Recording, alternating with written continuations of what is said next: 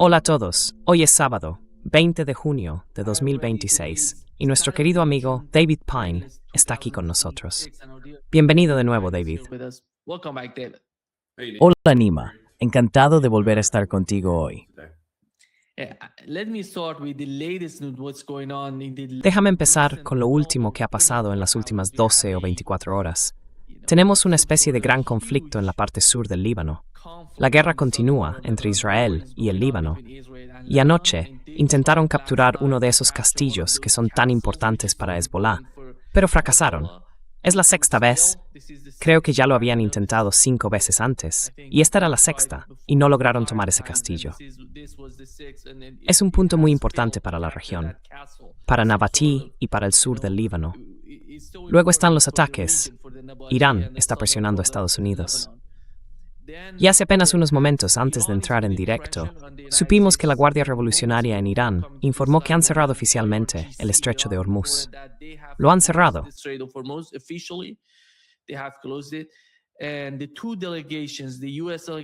Y las dos delegaciones, la de Estados Unidos y la de Irán, van a ir a Suiza y allí van a hablar. Por lo que hemos visto hasta ahora, las noticias que han salido dicen que J.D. Vance será el jefe de la delegación estadounidense en Suiza. Por parte de los iraníes, será el presidente del Parlamento iraní, Khalibaf. Básicamente, si miramos las dos delegaciones, son las mismas que participaron antes en las conversaciones de Islamabad. Aquellas negociaciones directas entre Estados Unidos e Irán. Las dos partes están muy preparadas. Diría que por parte de Irán están el presidente del Banco Central iraní, el ministro de Asuntos Exteriores, el presidente del Parlamento y un representante del Consejo de Seguridad Nacional de Irán. Por parte de Estados Unidos, J.D. Vance, Jared Kushner y Steve Witkoff.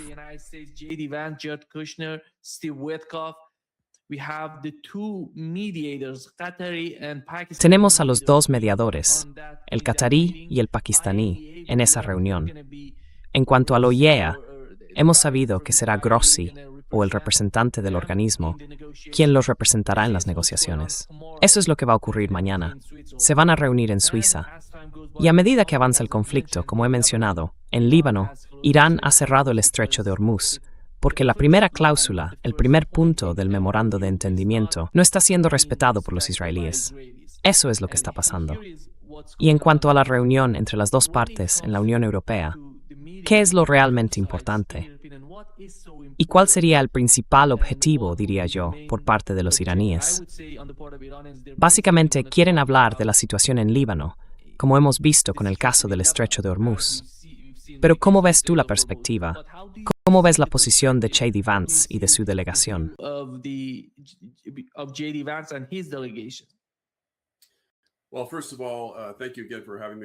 Bueno, antes que nada, gracias de nuevo por invitarme al programa.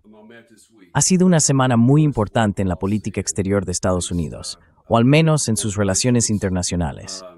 El presidente Trump tomó la decisión de firmar ese memorando de entendimiento que yo llamo un acuerdo de armisticio de 60 días con Irán, y es una victoria rotunda para la República Islámica de Irán. Apenas incluye concesiones para Estados Unidos, pero sí bastantes por parte de Irán. Y lo he descrito así porque desde que el presidente Trump lo firmó en el Palacio de Versalles y tenía 14 puntos, lo he estado llamando el Tratado de Versalles de Trump con Irán. Porque en esencia, lo que tuvimos fue una rendición condicional ante los iraníes.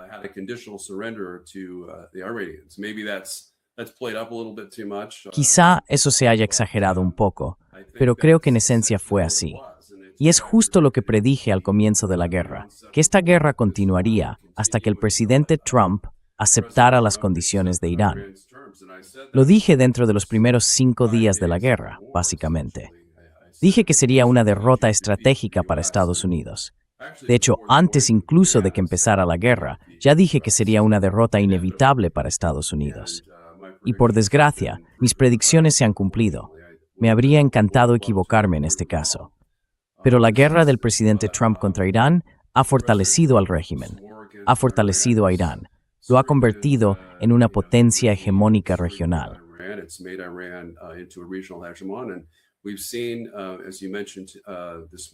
Y hemos visto, como mencionabas esta mañana, que la Guardia Revolucionaria iraní actúa con total impunidad al volver a cerrar los estrechos en respuesta a las continuas y graves violaciones israelíes del acuerdo.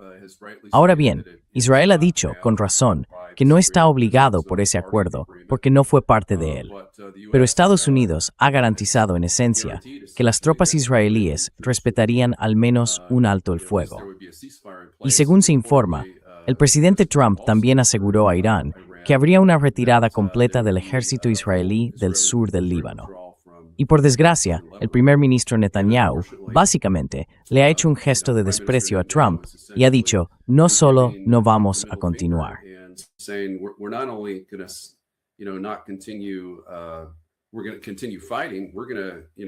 Vamos a seguir luchando. Vamos a lanzar, ya sabes, una gran ofensiva terrestre y aérea para demostrarte que no nos importa lo que pienses. Y hemos visto algo tremendo. Lo que me encanta del presidente Trump y de Vance esta semana, del vicepresidente Vance, es que han sido muy críticos con Israel, en un grado que probablemente no habíamos visto antes en una administración presidencial estadounidense. Y eso es un avance muy positivo, porque es Israel quien ha desempeñado el papel de obstáculo que nos ha llevado a enredarnos en estas guerras. Ahora bien, respecto a tu pregunta concreta sobre cuáles son los objetivos de cada parte, tienes ton.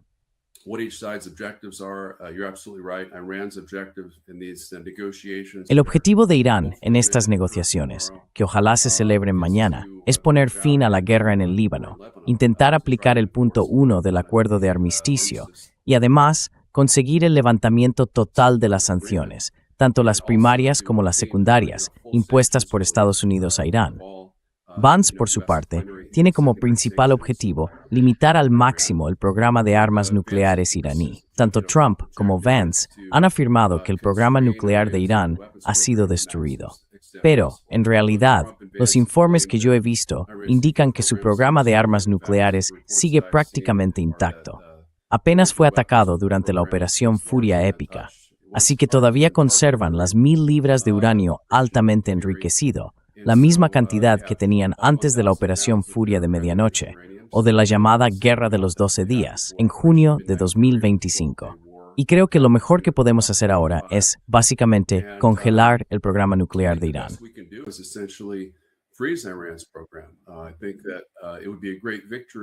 Creo que sería una gran victoria si pudiéramos restablecer el acuerdo nuclear, el JCPOA, con medidas de verificación más sólidas. Y eso básicamente era lo que Irán estaba ofreciendo antes de la guerra. Tenían un acuerdo muy completo para evitar un conflicto con Estados Unidos. Lo presentaron a los negociadores estadounidenses el 27 de febrero. Al día siguiente, Israel asesinó a su líder supremo con el apoyo total de Estados Unidos. De hecho, Trump ha llegado a atribuirse el mérito de haber matado al líder supremo y a miembros de la familia principal de Irán, algo realmente vergonzoso. Pero quiero reconocerle al presidente Trump lo que le corresponde, porque está pasando página en las relaciones entre Irán e Israel de una manera muy positiva.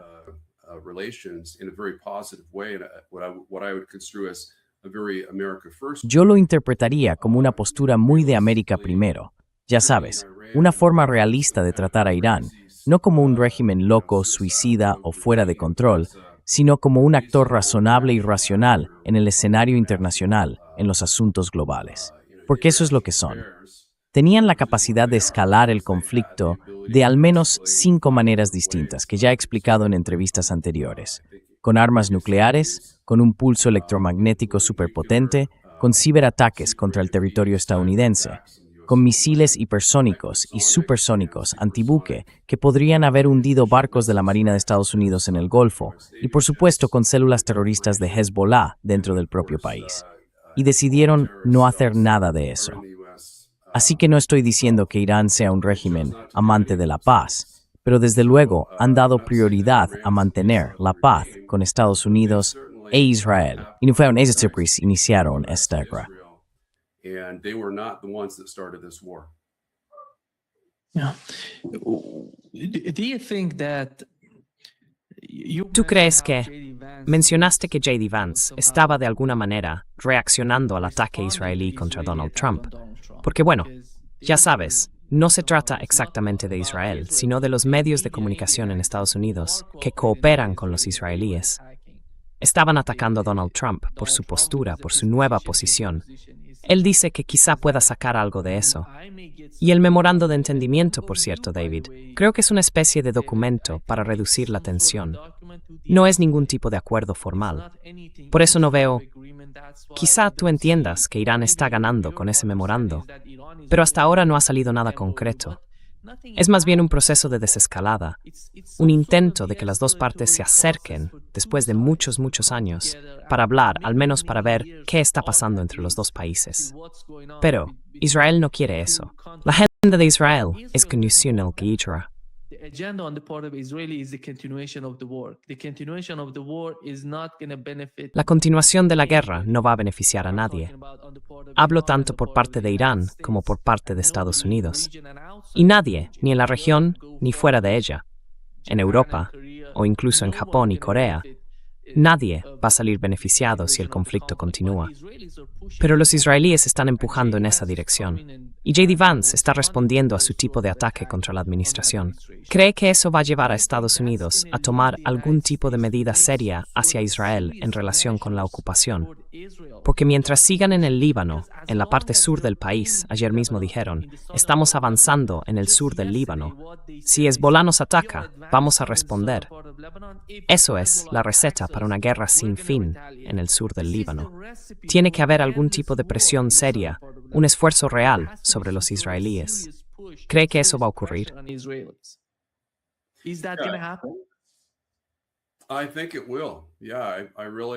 Creo que sí. Sí, de verdad. Nunca he sido tan optimista de que, bueno, Trump y Vance están llevando la política exterior de Estados Unidos en Oriente Medio en la dirección correcta desde que empezó la guerra, incluso desde mucho antes de que empezara. Porque claro, yo predije que la guerra estallaría desde el principio. No predije la primera guerra, la de los 12 días. Pensé que Trump sería lo bastante inteligente como para evitarla. Pero sí predije que esta acabaría ocurriendo. Y sí, J.D. Vance ha señalado con razón que Estados Unidos e Israel tienen objetivos de política exterior muy distintos respecto a Irán. La política de Trump es restaurar la paz, básicamente volver al statu quo anterior, lo que, por supuesto, significaría que Irán no controla el estrecho, que Estados Unidos e Irán están en paz y que no se están bombardeando entre sí.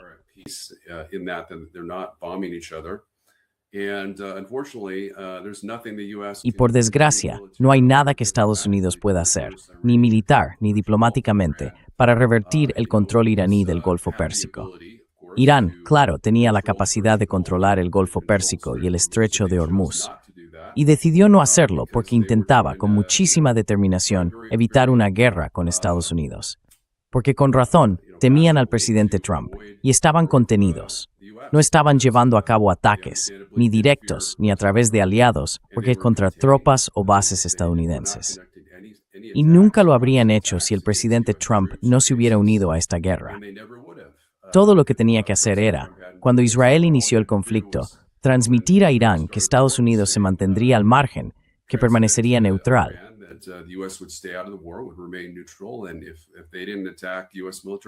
Y si ellos no hubieran atacado las bases militares estadounidenses, nosotros nunca los habríamos atacado. Pero en cambio, él decidió, ya sabes, el presidente Trump fue a la guerra para intentar proteger las bases militares de Estados Unidos de los ataques de Irán, aunque en realidad, al hacerlo, prácticamente garantizó que Irán las destruiría. Así que fue una acción muy contraproducente. El control iraní del estrecho significa básicamente que controlan alrededor del 20% de todo el petróleo del mundo, al menos en lo que respecta a su transporte. Y algunos amigos míos me han dicho, bueno, esta guerra en realidad no iba sobre Irán, sino sobre China, sobre intentar limitar el suministro de petróleo chino. Pero ya sabes, el suministro de petróleo de China ha aumentado, ni siquiera ha sido interrumpido, porque como dicen algunos de mis amigos, era un bloqueo con fugas.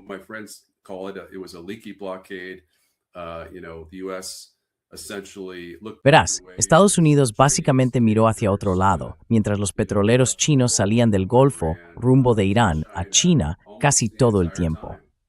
Ese fue, en esencia, el acuerdo al que llegaron el presidente Xi Jinping y el presidente Trump en la cumbre de Pekín, donde una vez más Estados Unidos hizo las concesiones y China realmente no cedió nada. Así que estamos viendo un patrón aquí. El presidente Trump ha actuado como si fuéramos la mayor superpotencia, pero es él quien está haciendo todas las concesiones, mientras que nuestros enemigos no hacen ninguna. Entonces, ¿quién tiene realmente el poder aquí? Como mencioné y como escribí en mi publicación de Real War en Substack el 5 de marzo, esta guerra no solo transformaría el orden regional, sino también el equilibrio global de poder en contra de Estados Unidos. Y creo que eso es exactamente lo que hemos visto ocurrir.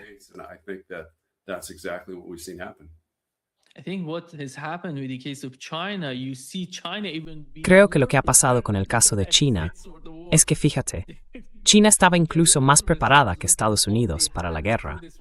Mira las reservas de petróleo. Mira todo lo que tenían antes de que empezara esta guerra. Como si China hubiera estado planificando la guerra, no Estados Unidos. Eso fue de alguna manera sorprendente, porque Donald Trump, antes del anuncio de la firma del memorando de entendimiento, dijo: somos un país pobre, estamos a 4 semanas de que nuestras reservas de petróleo se agoten por completo. Entonces, ¿cómo iba a ser eso posible? Por eso se ve como China. Creo que la forma en que China diversificó sus importaciones de petróleo y gas es realmente impresionante. Creo que mucha gente debería fijarse en eso. Volviendo a la situación, anoche tuvimos a J.D. Vance hablando con uno de estos podcasters. Dijo que Israel tiene que entender que son aliados de Estados Unidos, igual que lo son el Reino Unido y Francia.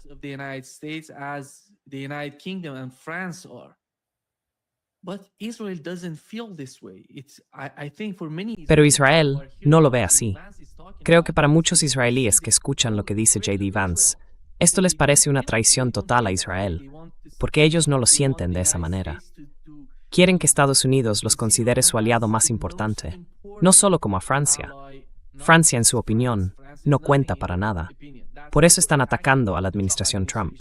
Pero se va a imponer esa idea a los israelíes para que entiendan su posición y se sitúen al menos en su lugar lógico y racional. Porque no es racional pensar que eres uno de los estados, quizá el estado número 51 de Estados Unidos. Tal vez se vean a sí mismos como Washington, D.C. Así que Estados Unidos tiene que reaccionar. ¿Cómo lo entiendes tú? ¿Y hasta dónde crees que llegaría la administración Trump para hacerles comprender la nueva ecuación de la región?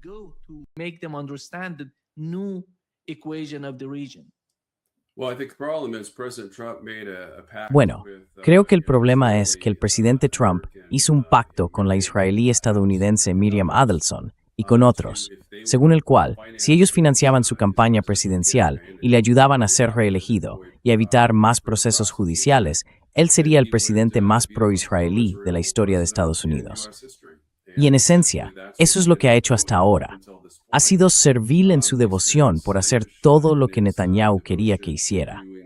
En broma, lo he descrito como el presidente marioneta de Israel. Quizá eso sea ir un poco demasiado lejos. Pero básicamente, Benjamin Netanyahu lo ha llevado de la mano hacia una guerra que se ha librado en completa oposición a los intereses de seguridad nacional de Estados Unidos.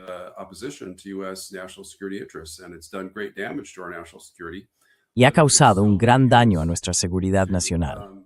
Pero aún puede servir para reorientar la política exterior de Estados Unidos hacia una línea de América primero, porque ya hemos demostrado que esas guerras interminables en Oriente Medio tienen enormes costes, grandes riesgos para Estados Unidos y ningún beneficio. Así que, sí, para responder a tu pregunta, creo que lo que tiene que pasar es, primero, que el presidente Trump mantenga conversaciones directas con los líderes de la oposición a Netanyahu, los que se presentan contra él para primer ministro, y básicamente decirles: mirad, quien de vosotros esté dispuesto a comprometerse a alinearse con la política exterior de Estados Unidos, que implica una retirada total, tanto estadounidense como israelí, del Líbano, yo os respaldaré y os apoyaré frente a Netanyahu.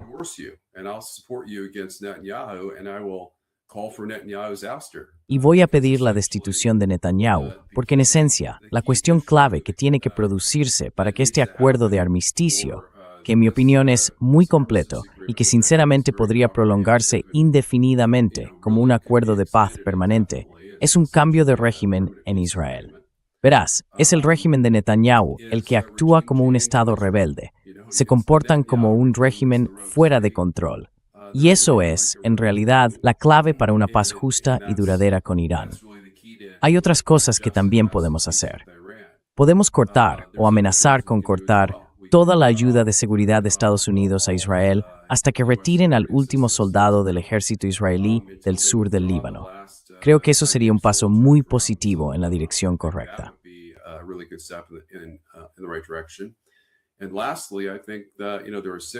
Y por último, creo que, hay 6 secciones en la Ley de Autorización de la Defensa Nacional, incluida la sección 219, que antes era la 294 o la 224.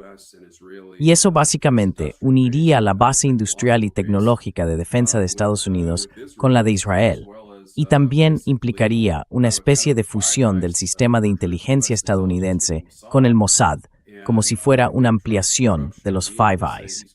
Creo que Trump debería decir de inmediato que vetará esa ley si incluso una sola de esas 6 disposiciones se mantiene. Y esas 3 medidas, puedo asegurarlo, obligarían a Netanyahu a retirarse del Líbano. Estados Unidos tiene un peso diplomático enorme, una capacidad tremenda para influir en Israel. Pero hemos actuado, sobre todo con el presidente Trump, como un Estado vasallo de Israel. No es que Israel sea el Estado número 51 de América, es que somos los Estados Unidos de Israel, y eso tiene que acabar.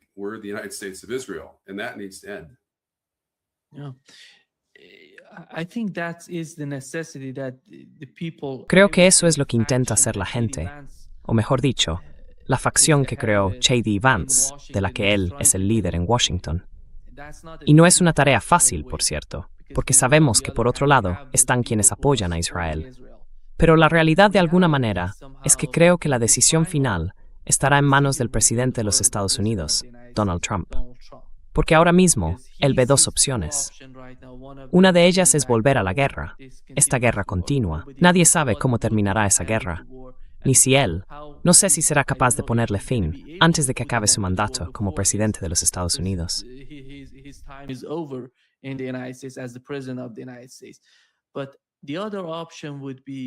Pero la otra opción sería presionar a Israel y hacer que entren en razón, de alguna manera.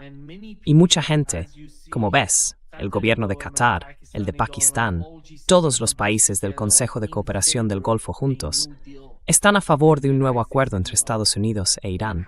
¿Y cómo ves la influencia que pueden ejercer en la negociación? ¿O de qué forma podrían convencer de algún modo al propio Donald Trump, que al final sabemos que será quien decida?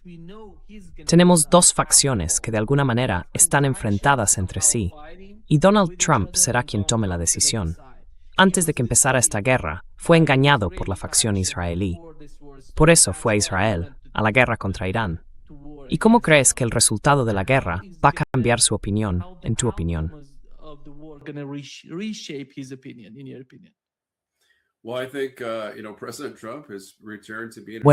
Creo que el presidente Trump ha vuelto a una política exterior realista, de América primero, porque, en fin, básicamente lanzamos todo lo que teníamos desde el punto de vista militar convencional contra Irán, y el régimen sigue en pie.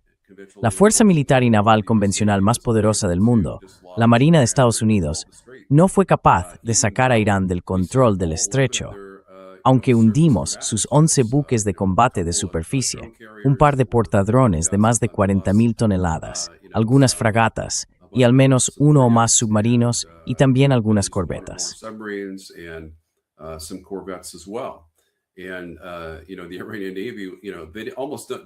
Y la Marina iraní casi ni necesita sus miles de lanchas rápidas con misiles del IRGC, que en la mayoría de los casos pesan 30 toneladas o menos.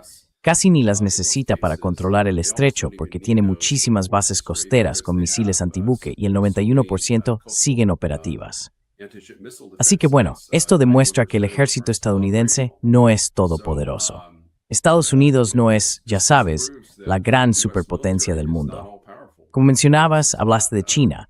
Yo diría que Rusia también, en cierto modo, es más poderosa militarmente. are more powerful militarily. Certainly, Russia doesn't have the ability to Desde luego, project Rusia no power tiene la as capacidad de the proyectar US poder en has. todo el mundo como China sí lo hace has, Estados but it's Unidos. chosen not to Creo que because China they're sí la tiene. focused like a laser, Simplemente to ha retake decidido no hacerlo porque su atención está centrada, como un láser, en recuperar el control de Taiwán en un futuro muy cercano. Y está claro que, si no somos capaces de ganar una guerra contra una potencia nuclear de segundo nivel como Irán, no hay ninguna posibilidad de que pudiéramos derrotar a China en su propio territorio si decidiera actuar contra Taiwán, ya sea con un bloqueo o con una invasión. Pero creo que nuestros aliados del Golfo pueden hacer muy poco para intentar empujarnos en la dirección que está tomando el presidente Trump.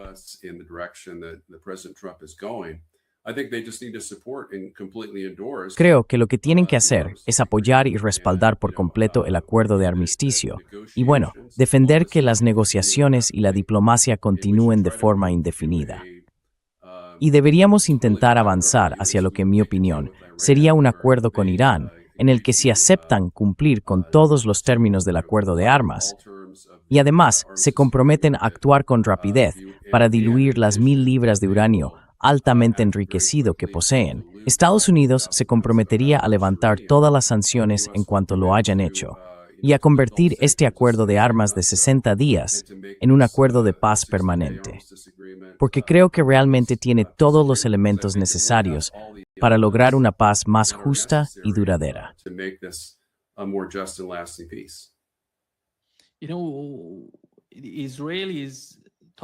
Verás, los israelíes, cuando hablan de su objetivo, básicamente se refieren a los misiles balísticos iraníes y al apoyo de Irán a lo que llaman sus proxies en la región.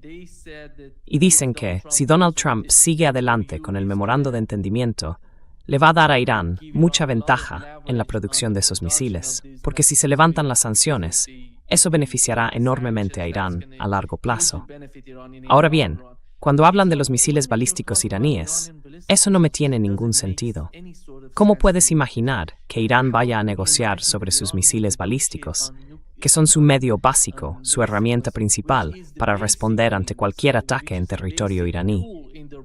¿Cómo se supone que va a ser eso? ¿Cómo entiendes tú la forma de pensar de esa gente?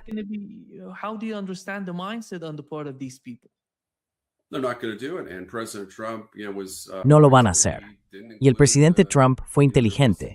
No incluyó su programa de misiles balísticos como parte del acuerdo de armisticio integral. Básicamente, renunció a su exigencia de que ese programa tuviera algún tipo de limitación. Y eso demuestra que Irán tenía la mayoría de las cartas en la negociación y que Estados Unidos tenía muy pocas. Ellos tenían casi toda la ventaja, nosotros muy poca. Algo de margen sí teníamos, porque seguimos contando con uno de los ejércitos más grandes y poderosos del mundo, pero mucho menos del que la gente imagina. Y como dijo el presidente Trump en una de sus ruedas de prensa, Irán tenía 7.500 misiles balísticos antes de la guerra.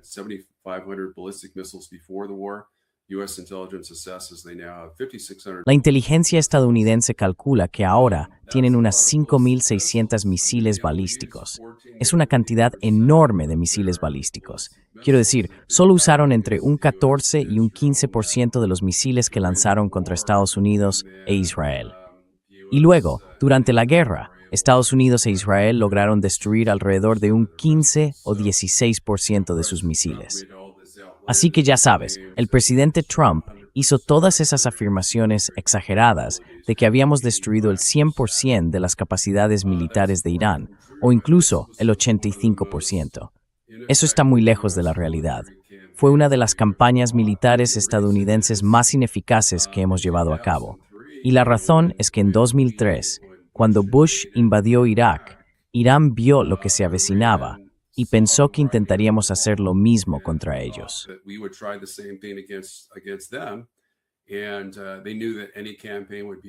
Y sabían que cualquier campaña sería sobre todo una campaña aérea. Así que, durante los últimos 23 años, han construido muchas instalaciones subterráneas, fábricas de misiles, instalaciones de producción nuclear, muy profundas bajo tierra, que no pueden ser destruidas solo con ataques aéreos convencionales. Así que en realidad, La única forma que tenemos de derrotar militarmente a Irán sería con un primer ataque nuclear. Y aunque el presidente Trump insinuó eso, y sé que lo amenazó 3 veces, al menos de las que yo tengo constancia, creo que fue un farol. No tenía intención de hacerlo. Así que aceptó la realidad. Y se vio. Hubo un experto en lenguaje corporal en YouTube que analizó cómo reaccionó Trump en términos de lenguaje corporal cuando firmó el acuerdo.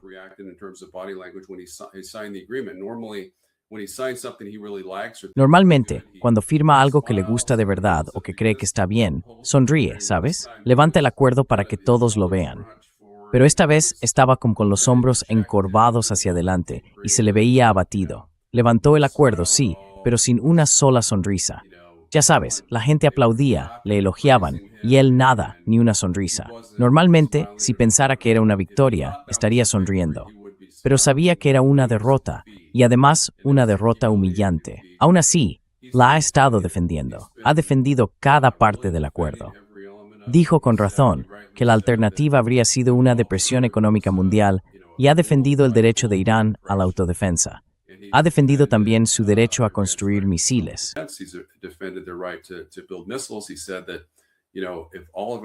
Dijo que, bueno, si todos los vecinos de Irán tienen misiles balísticos, ¿por qué ellos no? Que tienen derecho a defenderse. Hadi Barnes ha dicho lo mismo. Ha elogiado a los líderes iraníes, cuando, apenas 4 días antes, los había calificado de deshonrosos y terribles. Y ahora dice que son buena gente, que es agradable trabajar con ellos, y que sería un honor para él reunirse en persona con el ayatolá. No quiere hacerlo, pero si lo hiciera, sería un gran honor porque, según él, el pueblo iraní, los líderes iraníes en el fondo, aman a su gente. Así que ha hecho todas esas declaraciones. Y son el tipo de declaraciones que vemos sobre los líderes rusos, los chinos o los norcoreanos, cuando sabe que no puede derrotarlos militarmente.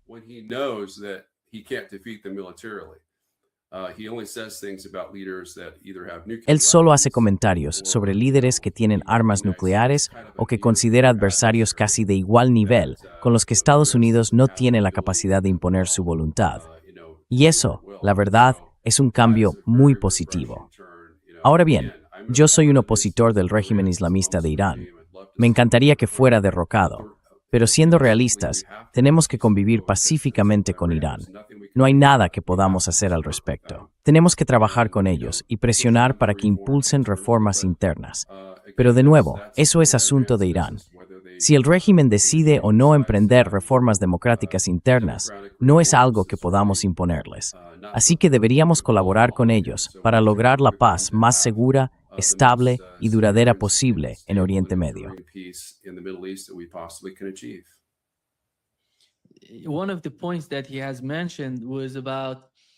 Uno de los puntos que mencionó fue sobre la forma en que Israel está actuando contra personas en Líbano, que básicamente es la misma estrategia, la misma táctica que se usa en Gaza y en Cisjordania. Pasa por alguien y destruyes todo el barrio por una sola persona. Y él dijo eso, criticó a Israel por hacerlo. Dijo que no hace falta matar a muchos inocentes solo porque quieras atrapar a uno de esos comandantes de Hezbollah. Eso fue lo que comentó. Y más tarde, vimos ayer lo que publicó Ben-Gvir, que es increíble por el lenguaje que usó en ese tweet. Básicamente decía que por cada lágrima de una madre israelí deben llorar 1000 madres libanesas, que todo el Líbano debe arder. Y esa es la mentalidad de esta gente. No sé cuánto tiempo llevará cambiar ese comportamiento, o quizá haya que apartarlos del poder en Israel.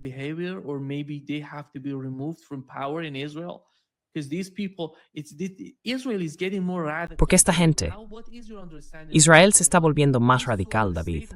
¿Cómo entiendes tú lo que está pasando?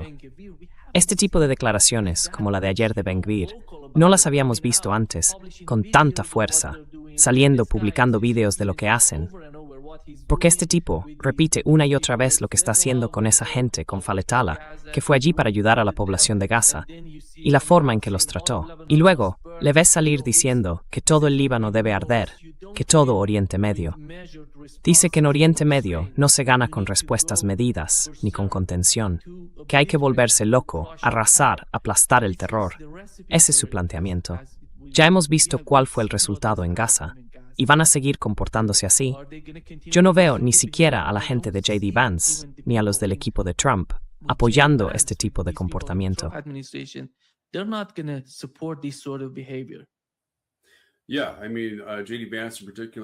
Sí, bueno, J.D. Vance en particular fue muy contundente en su oposición a esas declaraciones. Creo que el presidente Trump también las criticó, quizá no de forma tan directa, pero sí, ese tipo de lenguaje es simplemente inaceptable. Verás, Israel actúa como un agresor internacional. Netanyahu ha presumido de estar en guerra con, creo, 7 países o grupos aliados. Y obviamente, en Gaza destruyeron el 92% de todas las viviendas civiles. Han convertido en refugiados al 90% de la población. Han matado o herido al 7,5% de toda la población del Líbano. Quiero decir, no llega al nivel del Holocausto, pero se parece a los bombardeos de Estados Unidos sobre Alemania o Japón. De hecho, en muchos aspectos, es incluso peor en proporción, porque creo que en Alemania, durante la Segunda Guerra Mundial, destruimos alrededor del 20% de las viviendas.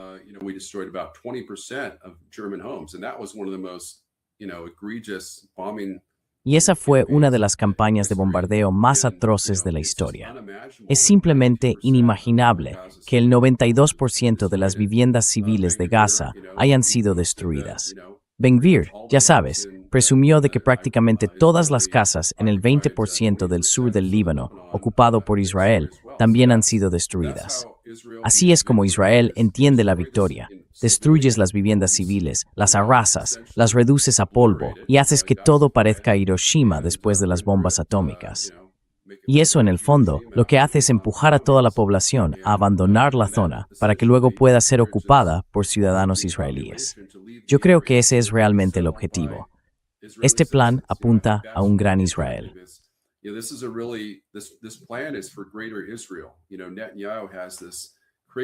Mira, Netanyahu tiene este sueño delirante en el que quiere básicamente anexionar Gaza, anexionar Cisjordania, el Sinaí, incluso partes de Jordania, Arabia Saudí e Irak, el sur del Líbano y el sur de Siria.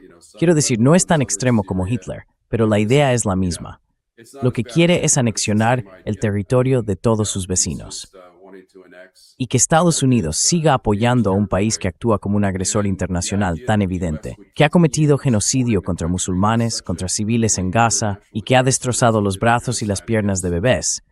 Eso es algo que Reagan no habría tolerado. Por eso Reagan fue tan duro con los líderes israelíes en 1982. Y sinceramente, es inaceptable.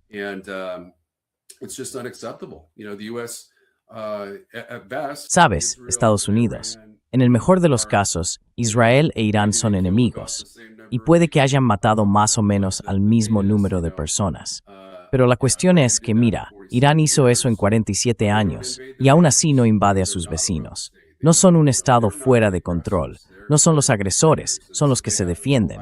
Así que tienen la autoridad moral cuando se trata de una guerra de independencia, una guerra de autodefensa, de autopreservación frente a las conquistas imperiales de Estados Unidos e Israel. Y sinceramente, no da buena imagen que Estados Unidos se alinee con regímenes fuera de la ley, como el de Israel, que intentan invadir y acabar con decenas de miles de civiles.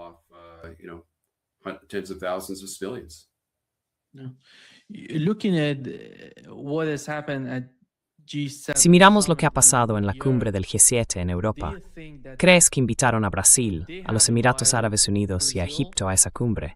Estos 3 países forman parte de los BRICS. ¿Cuál es tu interpretación? ¿Cuál era la agenda principal? ¿Qué tienen en mente los países del G7? ¿Por qué necesitan que estos países participen en la cumbre del G7?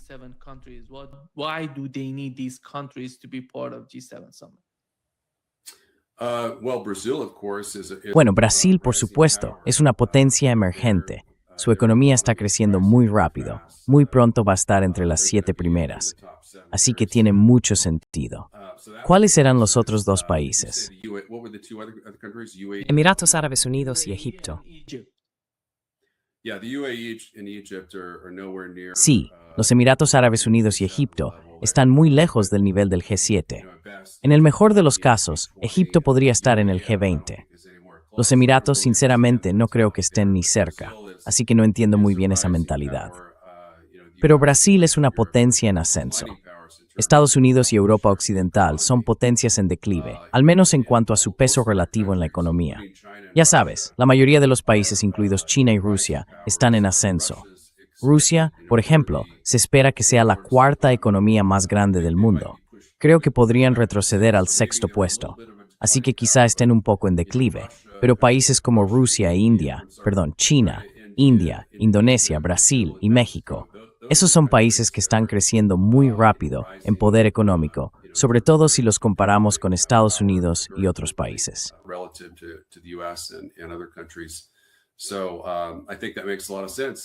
Creo que eso tiene mucho sentido. Y bueno, no soy fan de Lula da Silva.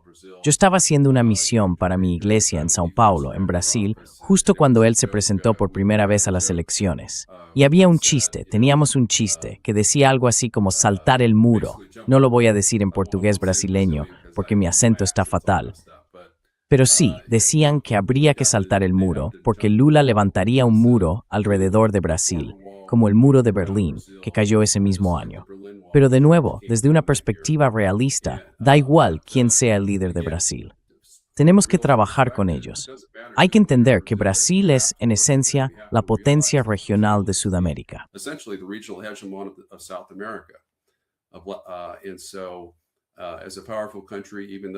Así que, como país poderoso, aunque estén alineados con Rusia, China y los BRICS, necesitamos trabajar con ellos e incluirlos en muchas de las conversaciones diplomáticas para negociar el fin de las guerras.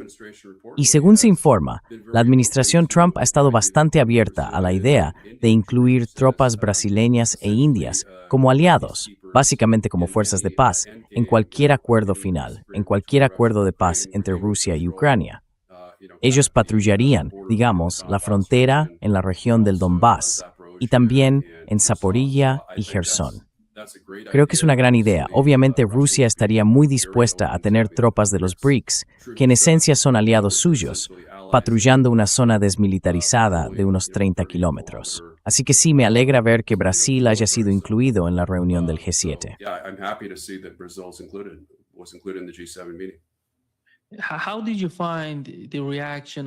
¿Cómo viste la reacción de los europeos ante el memorando, eso que Donald Trump se suponía que iba a firmar? Porque él estuvo allí, luego firmó el MOU, pero Europa se vio golpeada por la guerra en Asia Occidental. Tenían el gasoducto Nord Stream, el gas que venía de Rusia, y la guerra en Ucrania destruyó por completo ese tipo de conexión. Y ahora vemos que la guerra en Oriente Medio vuelve a poner mucha presión sobre la economía europea. Es como el segundo golpe a su economía. ¿Cómo viste la forma en que Europa reaccionó ante el acuerdo, o mejor dicho, el memorando de entendimiento de Donald Trump? No es un acuerdo, es un memorando de entendimiento entre Estados Unidos e Irán.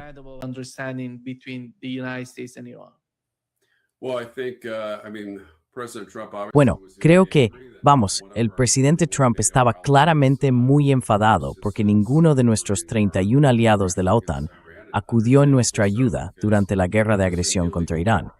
Y en cierto modo era comprensible porque fue una guerra ilegal. Ya sabes, no querían que se les viera ayudándonos en una guerra ilegal. Pero sobre todo sabían que si la Marina de Estados Unidos no era capaz de desalojar las islas controladas por Irán, ellos, con sus marinas mucho más pequeñas, tampoco podrían hacerlo. Y no querían arriesgar sus barcos, sus buques de guerra, a que fueran hundidos por misiles antibuque iraníes. Así que creo que respiraron aliviados cuando Trump firmó ese acuerdo temporal de armas.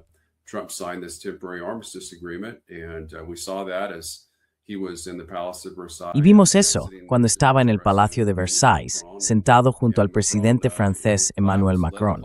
Y Macron, ya sabes, aplaudió, encabezó los aplausos y gritó ¡Bravo! Así que este es un acuerdo que, como sabes, ha afectado muy negativamente a las economías europeas. Su gasolina, otros combustibles y recursos, incluso el combustible para los transatlánticos, se han visto muy perjudicados, probablemente incluso más que en Estados Unidos. Y como mencionabas, la reserva estratégica de petróleo de Estados Unidos está en su nivel más bajo desde 1982. China tiene 1.500 millones de barriles en su reserva, que creo que es al menos 4 veces lo que tenemos nosotros. Así que estaban preparados para esto, y de hecho estaban preparados para una guerra con Estados Unidos por Taiwán.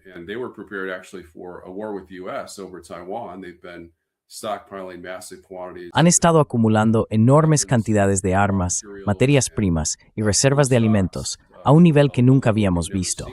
Lo hacen porque creen que Estados Unidos probablemente defenderá militarmente a Taiwán y quieren estar preparados para eso. Pero eso les vino muy bien para esta guerra, porque a largo plazo no esperaban que Trump fuera tan estúpido como para caer en la trampa de Netanyahu y librar una guerra inútil e innecesaria contra Irán. Así que bueno, esa fue realmente la gran noticia, que estaban mucho más preparados para esta guerra que Estados Unidos. Y fue Estados Unidos, ya sabes, quien empezó la guerra.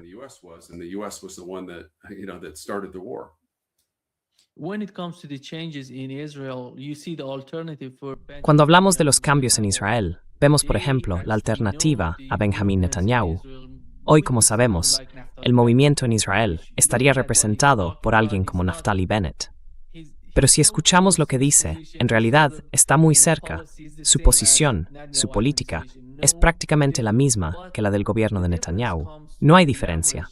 La diferencia está en la influencia que Israel tiene sobre Estados Unidos. Creo que Netanyahu fue, si podemos llamarlo así, el maestro de la manipulación en Estados Unidos. Porque fue muy eficaz, muy exitoso, durante muchos años, manipulando a ambos partidos, republicanos y demócratas, todos juntos, y obteniendo beneficios para Israel. Pero vemos que ocurra lo mismo con alguien como Naftali Bennett, que sabemos que tiene políticas muy parecidas.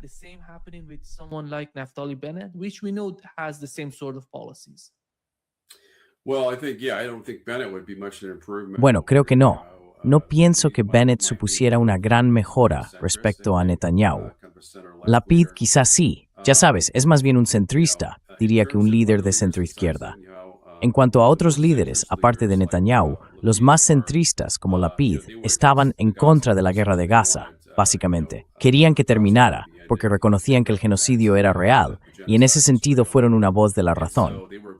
Pero, en lo que respecta, como mencionabas, a la guerra con Irán, y sobre todo a la guerra con Hezbollah en el Líbano, los oponentes de Netanyahu están, ya sabes, justo ahí con él. De hecho, le criticaban por aceptar cualquier tipo de alto el fuego.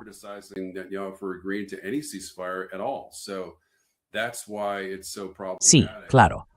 Por eso es tan problemático, porque ya sabes, no hay un líder claro de la oposición al que Trump pudiera apoyar. Sus políticas son igual de malas desde la perspectiva de Estados Unidos y con la misma probabilidad de intentar, hacer saltar por los aires el acuerdo de armisticio. No creo que Irán vaya a romper el armisticio lanzando ataques con misiles contra Israel, pero está claro que están dispuestos a volver a cerrar el estrecho. También están dispuestos posiblemente a suspender todas las negociaciones nucleares con Estados Unidos. Y por supuesto, van a seguir, ya sabes, suministrando armas y equipamiento a Hezbollah para que continúe su guerra en la medida en que puedan hacerlo.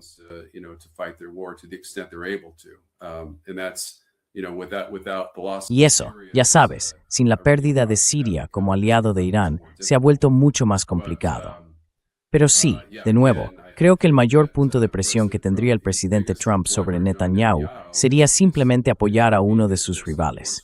Y quizá ni siquiera importe cuál, ¿sabes? Solo decirle, oye, esta es tu última oportunidad. Voy a hacerlo público y voy a respaldar a tu oponente, a menos que retires de inmediato todas tus tropas del Líbano. Y entonces vas a acabar en la cárcel, vas a ir a prisión. Así que pensemos en cómo presentar la retirada, ¿vale? De una forma que te ayude a ser reelegido, que te dé el margen político necesario para hacerlo.